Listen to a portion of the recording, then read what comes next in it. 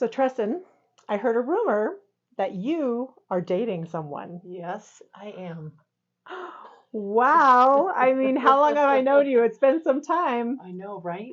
It's Back been on the wagon. right, exactly. It's been Brenda, it's been 3 years since I've dated anybody.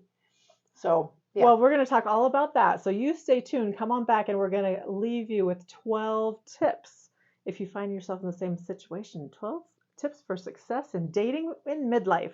I love it. Welcome to Find Your Lady Tribe. I am your host, Brenda Ridgely, author, speaker, and midlife women's coach. This season is dedicated to your midlife mindset, so be sure to subscribe now to be notified of a new episode each week. I am honored to be joined this season by co-host Tresson Bryant of Love and Life Coaching. She is a mindset, trauma, and relationship expert. Join our inner circle to be the first to know about retreats, workshops, events, and receive tribe-building tips.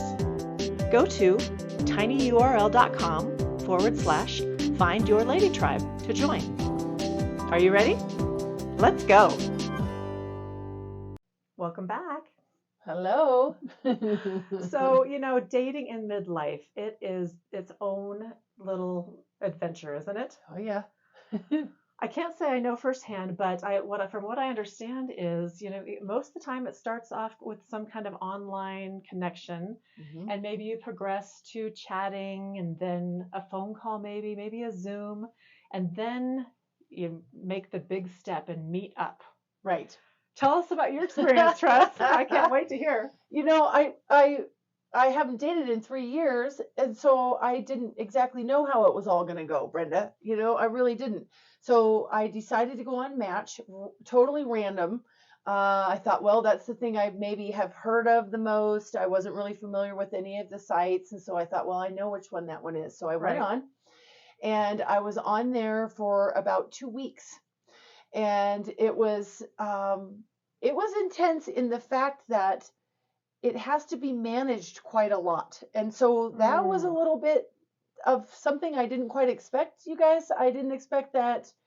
Now you've got someone who's seeing your profile and you're messaging back and forth, and it literally was almost taking too much time because it was a lot of messaging, which felt like a lot of texting, those types of things. You're not really speaking to each other where you could get a phone call in and sort of be done with that. It was kind of something that grabs a hold of you and sucks you in almost all day. Oh, wow. Yeah. So that wasn't anything I expected just from the initial get-go, right? Right. Yeah. Well, so I've talked to a few women as I'm doing research for my next book, And She Lived, and we're talking about these things, and the online matching services are really hit or miss. And you kind of got lucky in 2 weeks. Oh my gosh. Yeah. So I got totally lucky, and I'm a believer that the divine or the universe or whatever you call that lines things up for you when it's supposed to be. But in 2 weeks, I sorted through a couple of people, which also felt very weird to me because I grew up with phone calls and face-to-face communication and meeting people in person. I didn't grow up with the internet. So I kind of felt a little bit like I was sorting through people, like you're kind of swiping and saying yes or no initially on which we all know we're all way deeper than that. Right.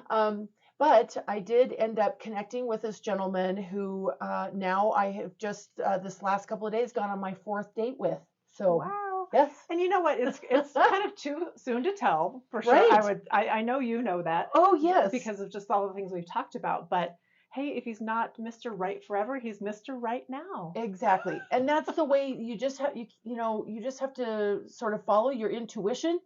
And also, Brenda, I mean, we can talk about this when you want to, but also I knew going into the dating app what my self value and what I was looking for in someone that I was even just going to date.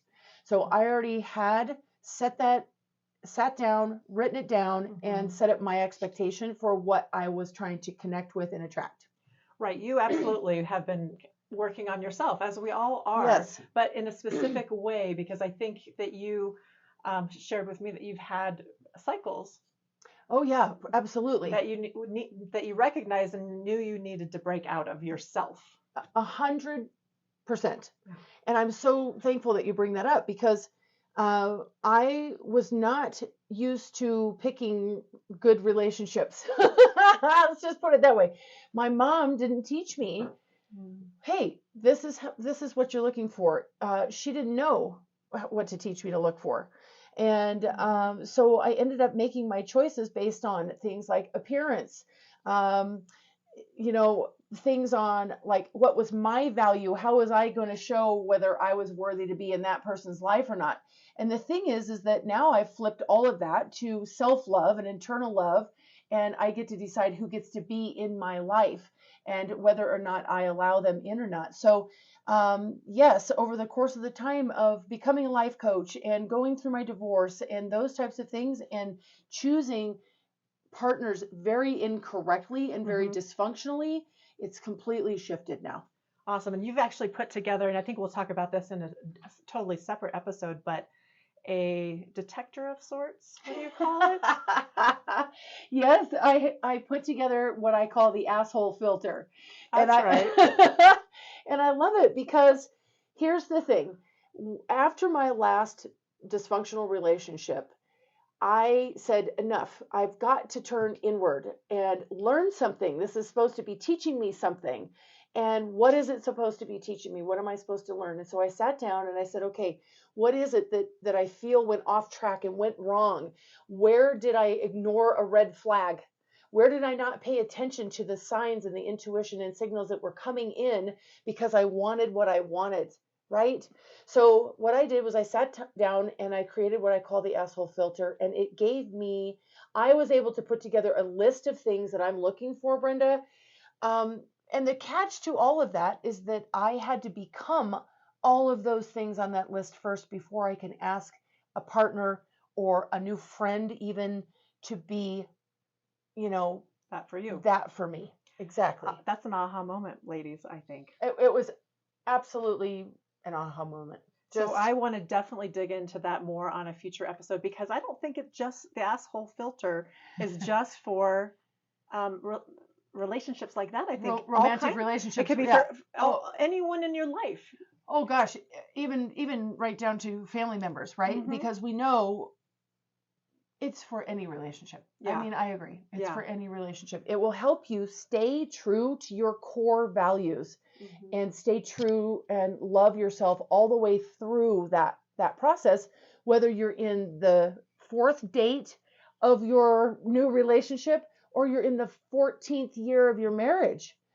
You're still, those core values are going to be how you proceed throughout your life. Right. Yes. So can't wait for that. So stay tuned. Future episode on that one. Yes. But let's go ahead and just hit this list. I got a list developed by a dating site, and I'm not going to name who it is, but I'm pretty sure the author was a man. Okay. Yes. Right. There are some things that I read. So I'm not reading the list or anything, but we're going to talk about some of these topics just in discussion.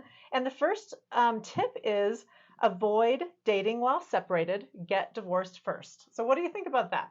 Well, I absolutely think that this is fantastic advice. And here's why. The reason I think it is because you have 2 people that are getting divorced, right? You don't just have one person that's getting a divorce. It takes 2. Even though sometimes we know that we feel like we might have been a victim in a relationship that maybe was narcissistic or something like that, but we're still both playing a part in that relationship. And so my feeling on that is that that's your time to give some space and turn inward and to say, hey, what is this supposed to be showing me? What do I have to learn? And how can I become a better person before I jump right back into something else and take all of that stuff with me? Right. So whenever we have these contrasts, as I call them, breakup or something like that, it is typically the universe trying to give you some sort of a message that there's a lesson there. And if you choose to take it, then awesome. Yeah. So I think you just have to be comfortable with living with yourself too. Oh my gosh. Just being comfortable being alone. I mean, and really understanding who you are. Yes. And there's some work that can be done there too. And the separation period is a perfect time for that. And besides that, you don't want to bring all that baggage into the new relationship, the stuff that you're still dealing with and Of course. meddling through. Yeah, no. And here's the thing too, is that I think that sometimes what I'll see is that people do go into the next thing because they're afraid to look at themselves. They're afraid to look at, you know, where they may have gone wrong themselves. And so sometimes we don't want to see that. But I will tell you that it takes courage to be vulnerable. And when you have the courage to turn inward and say, hey, what was my role and responsibility in this? That is an opportunity for growth and expansion. And once you say, I was an asshole, right? I turns out that I was partially the asshole, right? Then it frees you.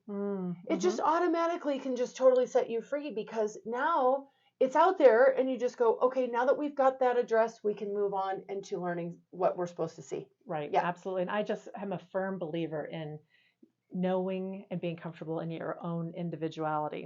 And Oh my gosh. You're not just part of someone else, and you know, another person doesn't complete you in any way. You are two complete beings coming together to enjoy life together. So Absolutely. that's a great one. Yes, that's good. Avoid dating while separated if at all possible. Yes. All right, ladies. Number 2, don't use physical attractiveness as your North Star for picking partners. Right. Well, I will tell you that the gentleman that I'm dating is pretty darn handsome, people. I gotta say that. So initially, for me, I was like, jackpot, this is great, right? But I also know that we're all going to go on a deeper level, right? So we all want to be able to be seen when we have the flu, right? Don't we? We can't be perfect all the time. Seriously, you don't put your hair and makeup on. And, exactly. That's or that kind of stuff. That's again the freeing part. When you just go into it and you go, wow, I would like to see who this human being is, right? And of course, that initial attraction is valuable and it is important because that's initially what makes us go, oh, hold on just a second. I see that. There's something shiny over there. I like that. Yes. And you're drawn to that. Yes. And then you can dive a level deeper and even more levels than that once you know, then you're really truly seeing the person. Right. Not just this exterior. Right? Yes. And this article suggests looking for cheerfulness. Oh, because we don't, I mean, who wants the Debbie Downer, right? And a lot of times at this point in our life when we're kind of like nervous and things aren't, and maybe we've just gotten out of a relationship and we're separated, we got divorced, but it's still like we got some, stuff there. If I might add one little thing, that's a great point because when you take that separation time and you get yourself straight, and you know that you're in a really good place and you've done the work on yourself, you've grown, then you don't want to entertain a Debbie Downer. You don't want to entertain someone who's showing up into your space with their baggage that's negative. Now, we all have a past and we all have a history, and some of those things are key and valuable in learning as to whether or not we're going to be a good partner.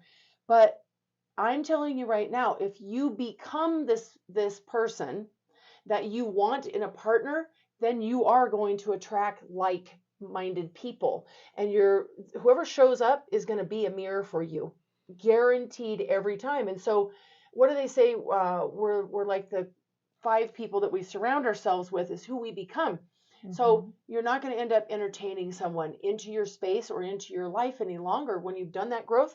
Right. You're not going to entertain the Debbie Downer or the person who's negative or the person who isn't kind to the wait staff at the restaurant or the person who doesn't maybe open your door for you if you want someone who is has those types of manners, right? Right. So we're looking for compassion. What are their values? Oh gosh, yes. What their intelligence, their emotional accessibility. Yes. Those types of things, communication skills. Those are all, how they treat their mother.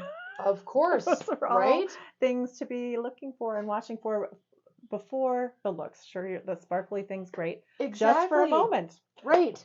And I think we need to really bring up that we have a gut You know, I think you and I talked about that maybe one other time, but you have a gut that's going to tell you, your gut and your intuition, your heart center. So a lot of time we go into dating and we're thinking, does this guy have enough money, or does this partner fit what I want to, who I want to look like, those types of things. And you are going to have a sense and a feeling internally, if you're listening and paying attention to, if something doesn't feel right in that person. If you feel like someone has a little bit of anger, or if you feel like someone speaks poorly about past relationships in their life and blames the other person 100%, that is a red flag. So my sister's a nurse, and she teaches a lot of classes to her students about red flag thinking. And that's a really valuable thing. You know, when you start paying attention to the person that you've allowed in for that date or whatever, pay attention to red flags that are coming up in red flag thinking, and go, oh, hold on a second, I need to make a note of this. Does that line up? Well, and I think I shared this with you at one of your past relationships. When someone shows you who they are, pay attention. Yeah, pay attention. And you because it's so easily overlooked, and you go, excused. It'll happen again. Here's the thing, Brenda. You were so 100% right on when you did that. And I'll never forget the day actually that you told me that, because I had a tendency to fall in love with people's potential. Right? Yeah. So I really see people's soul on a soul level. I really see people and I just go, oh my gosh, I just can see that you're in there. Right? So the thing is that I would fall in love with someone's potential, and I would try to get them to come along with me in the relationship. So now we're dragging someone along who maybe doesn't have some of the same interests, and who maybe I just want to, my ego really wants to show how cool I am and show off, or how, that's where showing how beautiful you are only lasts for, yes, it's awesome to carry that all the way through and really keep yourself together and own how proud you are of yourself. But those moments that you have the opportunity to see the action, right? To see the action rather than what someone's telling you and telling you and telling you. Right. I can see the potential in every person, but whether or not that person wants to follow along and go after their own potential is what I'm talking about. Right.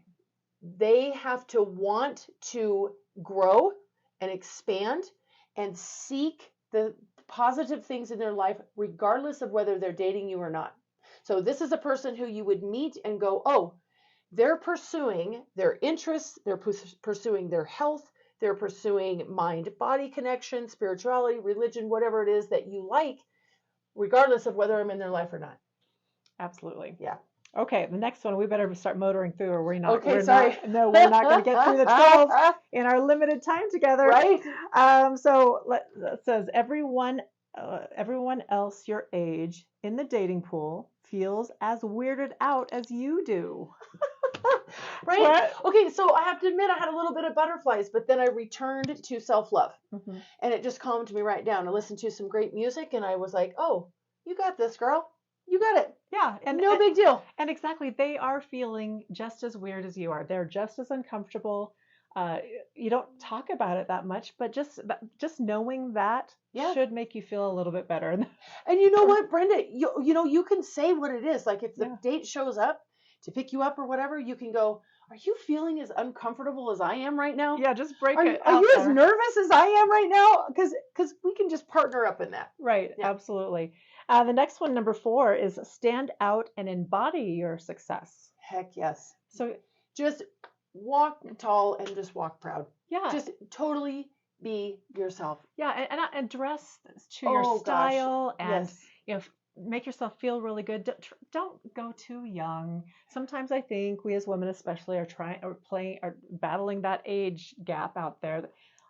Think men are looking for younger women and all. So just be yourself. 100% just be yourself, whatever that looks like, right? So whatever it is, just totally be yourself.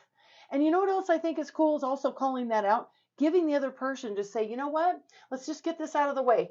On this date, I give both of us permission just to totally be ourselves. Yeah, I love that. And you know what, maybe it's been a long time and you have, you know, maybe haven't kept up with things because we get so wrapped up in our in our roles over life, and maybe it is time to grab a friend that really has great style and Oh ask for gosh. some tips. Mhm. Hire a stylist, because there's nothing better than just getting a little bit of a help with that, and then walking out Yeah. and going, oh my gosh, I feel so beautiful. Seriously, your clothes affect your identity Mhm. and how you relate to yourself so much. Yeah. Think about this.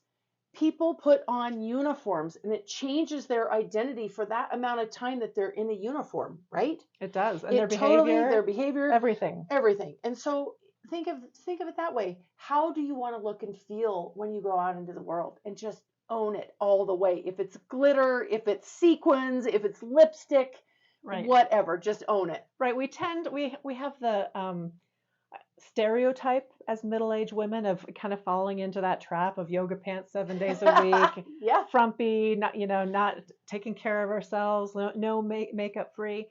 Well, we need to break that mold. Yes. And we need to so that just for ourselves to feel better, we don't have to be stuck in that role. Right. And it's time to step it up a Yeah, little bit. this is a perfect time for that. It's a Yeah. perfect time to go, oh, I totally want to give myself a makeover, whatever that looks like, because we do fall into that. I We mean, do. seriously, We do. there's some days where I wear my sweats for 3 days in a row, Brenda. Yeah, and they're the same ones. Yeah, and they're the same ones. Seriously. Would I wear that on my date? Absolutely not. And the reason I love what you just said, it's not for your date. No, it's for you. It's initially for you. Yes. So because yeah. you feel better about Yes, yourself, you walk and out there. you're going to glow. Yes. You're going to shine. You're going to smile because Oh, you yeah. know you look good. Yeah, you're rocking it. Totally. You're rocking it. Yes. Awesome. So number 5, give off optimistic vibes. Yes. 100%.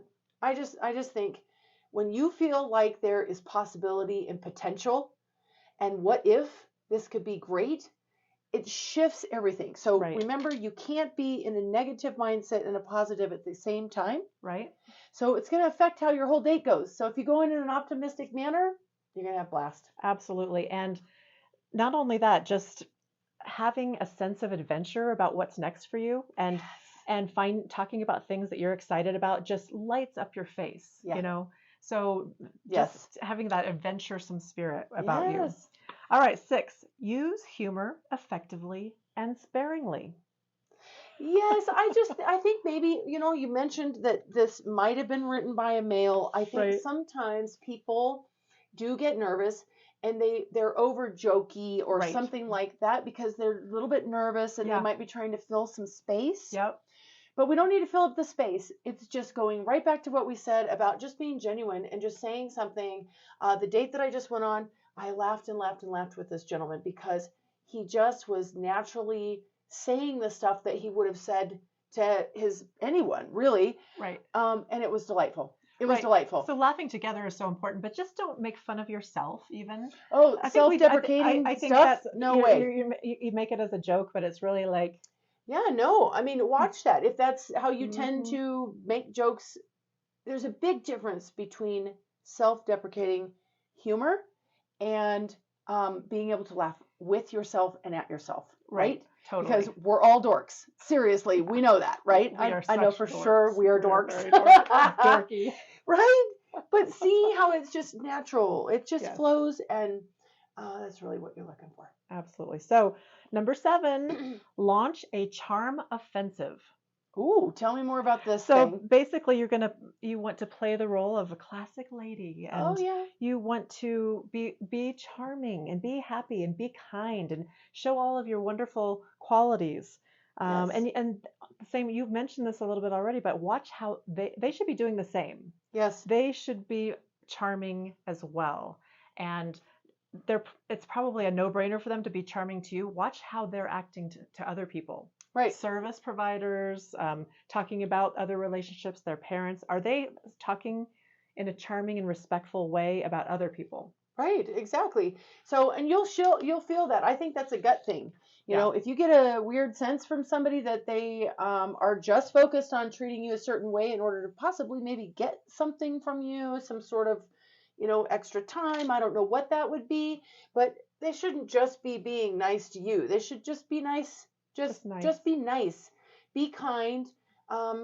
I love it when people ask questions and they exchange a lot of questions. That's another, to me, a sense of compassion and or a sign, I guess, of compassion that someone's interested in you. Caring. You're caring. It wants does. to learn about you. Yeah, it shows Yeah. that. And then that's reciprocal, you just, but so, yeah, I mean, absolutely, you'll feel it. Yeah, and since you brought that up, don't feel like you have to be interesting. Oh, no. Don't feel like you have to, keep the conversation going like that by talking about yourself. Questioning, which is a great way to show that you're interested. Yes. Learn about them. Let them know that you really want to know more about them. Oh, my and they're going goodness. to turn it on you the same way. And it should be very much like a dance. Totally. I mean, I know people who can. It's hard to interject something. Right. Don't be that person. Yes. You're having a conversation. Do not be the person who's trying to entertain and keep the conversation going, but make sure it's going back and forth all the time. Yeah. A lot of the time what we do, Brenda, we try to plan, as a person's talking, we try to already plan what we're going to say instead of actively listening. That's one thing I had to learn with coaching. I get so excited about things and I want to say something, but you are really literally giving someone a total gift of kindness when you take the time to truly listen to them. Another thing is that I feel like that could diffuse a little bit of anxiety. It gives you a chance to sit, and I'm always about mind body, so it gives you a chance when you're not talking, you could do some deep belly breathing. Breathe in and breathe out, which is going to calm your system if you are feeling anxious at all. Your tummy's going to be settled. Like I know sometimes you can get an upset tummy if you're anxious and short breath. So it gives you a chance also to regroup and maybe not feel quite a bit so nervous while you're sitting still and just allowing the other person the space and time to share and talk and really listen. So it's really valuable for both of you. Right. So be charming and be interested instead of interesting. Yes. All right. So number 8, remember that you're still a sexual person. Oh my goodness. Heck yes. Right?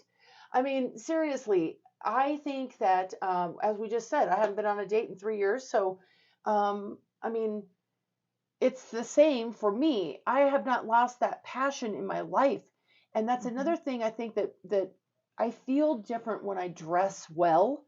Sexy. I do. I feel sexier. I feel more confident. I have more body positivity when, when I just feel better in my clothes. And then we are sexual beings. I mean, we just really are. And we tend to lose some of that over a period of time when we haven't had the opportunity to really connect with another person on that level of physicality with each other. So yeah, that's true. But also there are some hormone related issues. That's another thing. That completely you may not be feeling it as much as you used to, and that's completely normal. There's nothing wrong with you. No, if you're not feeling.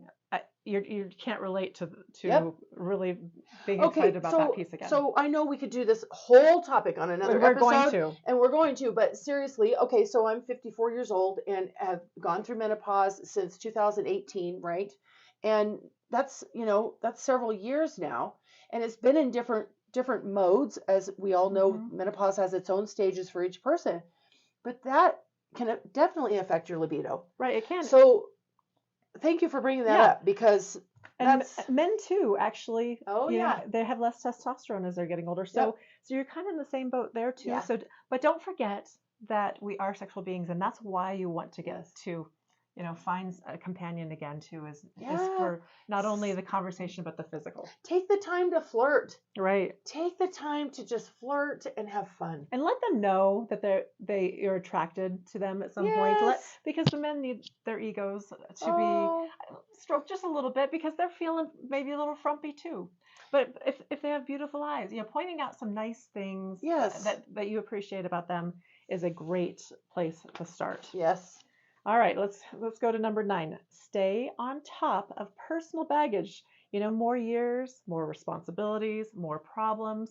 We've got a lot of life under our belts, right? And a lot, and we just keep picking stuff up and carrying it with us the whole time. So you might have kid issues still. You may have like you're full swing in your career or changing careers and it's a full workload, or you elderly parents or financial issues. Yes. What do you think? What's your advice? You know what I think is interesting about that is that it's the context within what you give the baggage, right? Mm-hmm. So if you're still haven't really sorted through some of your issues and you're kind of feeling like you're still in a victim mode and you haven't learned and progressed through that, a lot of time what we do is we find attachment styles. We all have attachment styles because we grew up with attachment styles, and there's some books that are great on that. But if you tend to be a people pleaser, or if you're a codependent type of person, or you have had trauma bonds with other people where you were in a narcissistic relationship or something, we all have an attachment style, Brenda. And so it's how you bring the baggage in. And I wouldn't necessarily, I think it's baggage if you are using it in a way to get attention, or if you're using it in a way to have someone kind of feel sorry or jump on a bandwagon with you. You got to look back inside and go, hold on a second, that's not what that's for. You can say, wow, I went through that same thing you did, but it may be in a little different way, and here's what I've learned from it. That's a great conversation, and that goes in a new direction, and then it keeps you back on the forward focus part of the conversation. Right. It doesn't take you back into your past where here you are with this awesome person in the present moment. Yeah. And you're clear back there 10 years ago with some, crap that happened that doesn't need dredged up right now. Right. Not in the early days, at least. No. Maybe one day. Yeah. All right. Number 10, control the pace of the dates. So, if you are happy with meeting someone and you are interested, let them know where you're at and you're interested. Lead the progress and suggest new time to spend together and be proactive. It shows that you care, that you're interested, and that you are excited about life. What's your spin on that? I agree totally. I think you're just going to feel that as well. You're going to kind of feel how things progress. That made me think of something. So don't forget that if you're on a date you don't want to be on, you don't have to stay on the date till the end of the date. Yes, you can. So, I think that it's, remember, it's okay to go, this does not feel good. Right. And literally, like, if you were raised that was rude to get up and walk away or whatever, it's not. I'm just here to tell you that it's not. Pleasantly excuse yourself and just say, you know what? I wish you the very, very best in life, but this isn't quite working out for me. Right. And I wish you good night and see you. Right. It reminds me of a lady I was talking to last week. She went on a date through one of the match things. Yes. It wasn't match, I don't think, but anyway, she shows up and the guy's already eating dinner. Yeah, no, ordered already. No. Yeah, no. Okay, now if she showed up 20 minutes late, and the guy's starving, but seriously. I got here early, I was kind of hungry, so I just went ahead. Yeah, no. Have a snack at home before you get there then. So, yes. So I think keep the pace going, check in, kind of see how are we doing for timing? Are you feeling well? That type of thing. Did you enjoy your dinner? Would you like to walk off some of the dinner? Would you like to go for a little stroll or whatever that is, I think asking questions is so valuable if you're kind of nervous about the timing of it. Just just a nice invitation. How did you feel? Are you feeling the connection? Yeah, it's just like exactly. It'll come out if you just kind of chill. It'll come out if you chill out. Let's just say that. And what do you think about? Okay, so you're going through your first date or so, or maybe it's the second date, and you kind of you're digging this guy a little bit.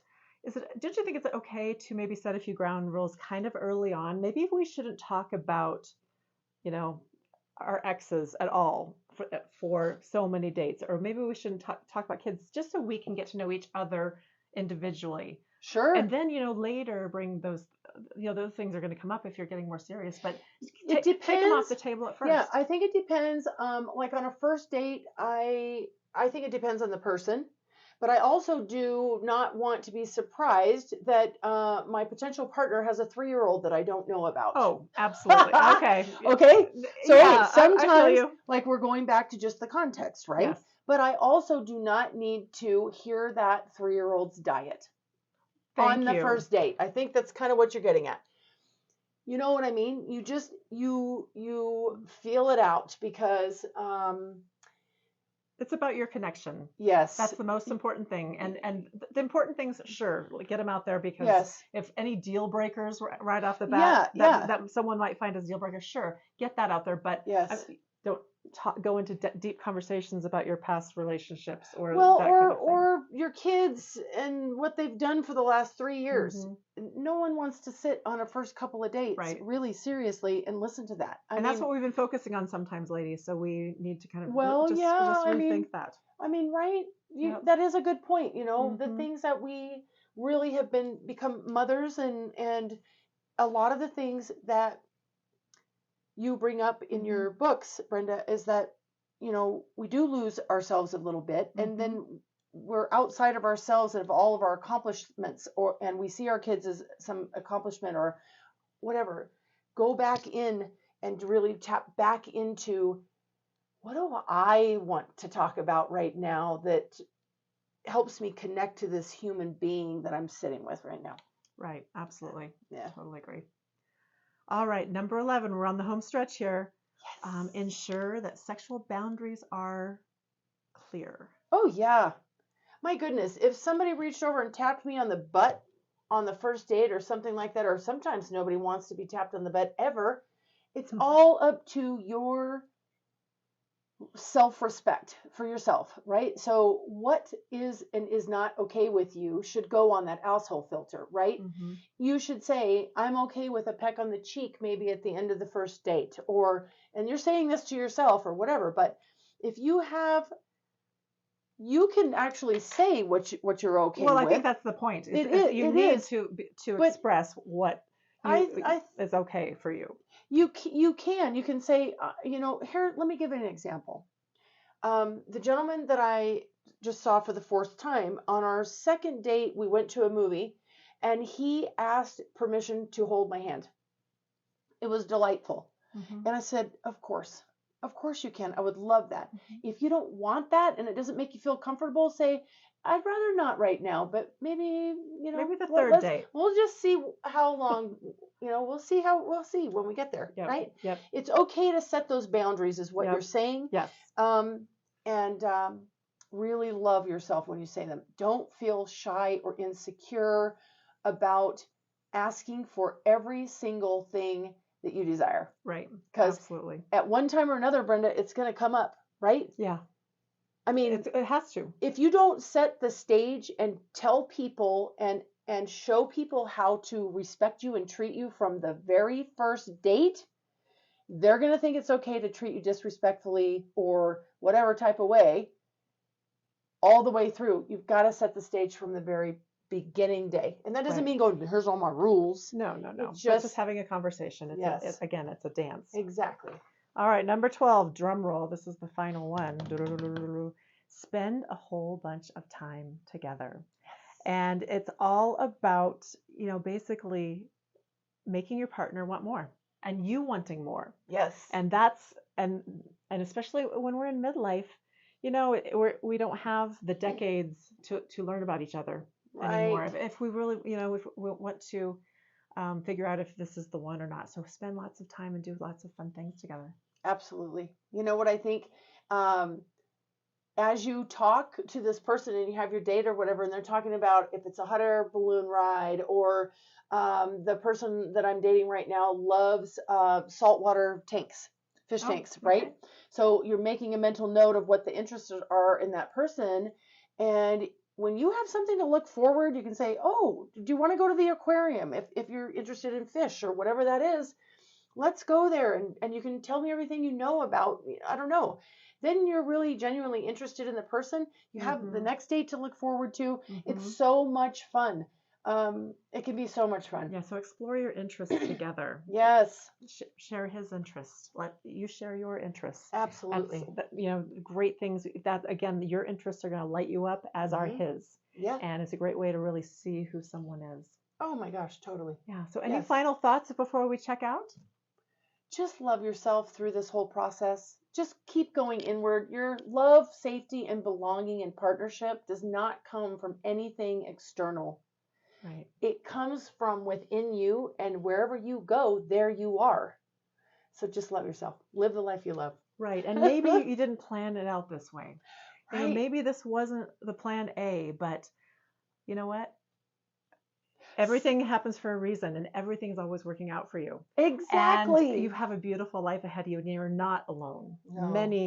Many people are going through this with you, and we're here with you too. Right? I love it. So, when 3 or more gather, we are tribe.